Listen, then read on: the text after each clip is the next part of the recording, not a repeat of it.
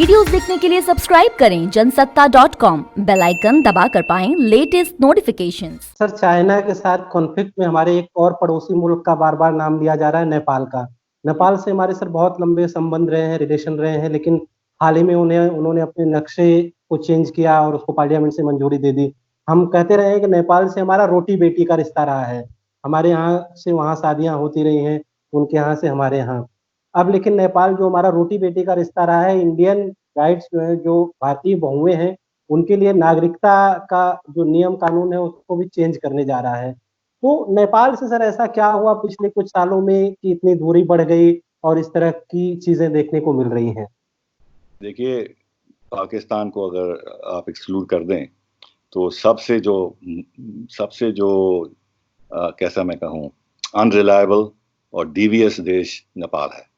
ये शुरू से ही इन्होंने 1961 से हमें ये तंग कर रहे हैं। जब से कि महिंद्रा ने एक डिसीजन ले ली कि हिंदुस्तान के साथ रिश्ता कम करने की, उस समय से ये प्रॉब्लम चल रही है।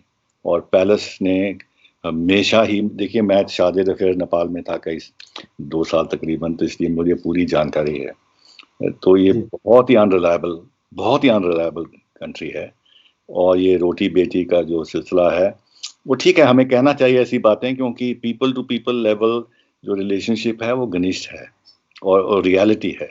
लेकिन ये जो पहाड़ी लोग बैठे हैं काठमांडू में, नवार और ये बिल्कुल हिंदुस्तान के साथ इनको कोई ज़्यादा हमदर्दी नहीं है, और हर रास्ता ये ढूंढते हैं जिससे हिंदुस्तान को तंग करें और चीन को नेपाल में लाएं। और जब मैं वहाँ शादी अफेयर था, यही मुझे भी पर्सनली इस बात का सामना करना पड़ा। अब देखिए जो इन्होंने किया है ये बिल्कुल अनएक्सेप्टेबल है।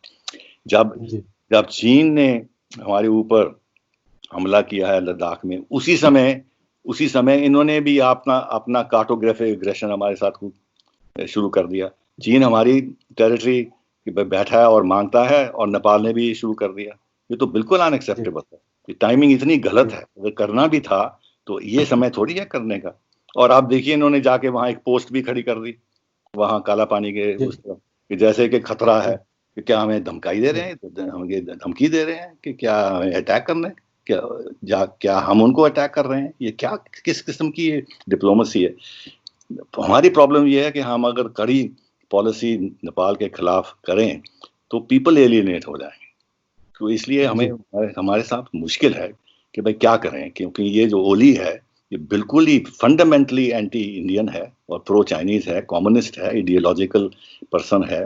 तो अब क्या करें इसका, ये इतना आसान हमारे लिए नहीं है, लेकिन ये हमारे मन में रखना चाहिए।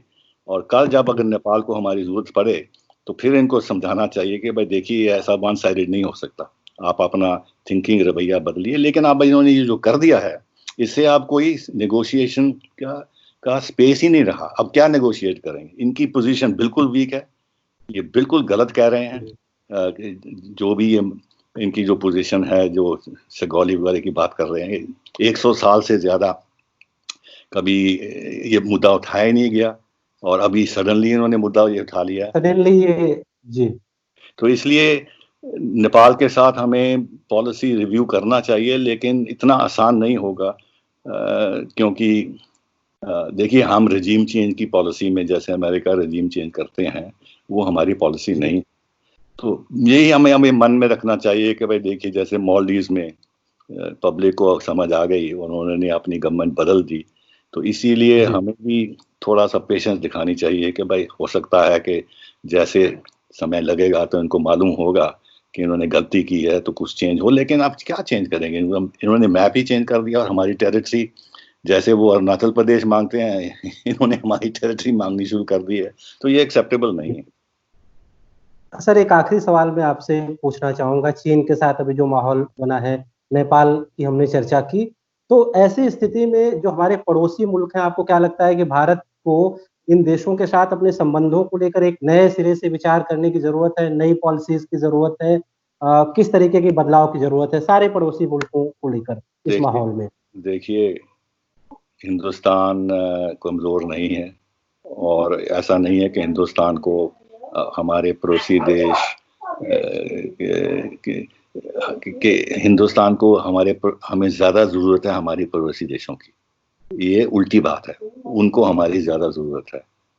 हम हर हर चीज़ में हिंदुस्तान की तुलना उनके साथ बिल्कुल हो ही नहीं सकती।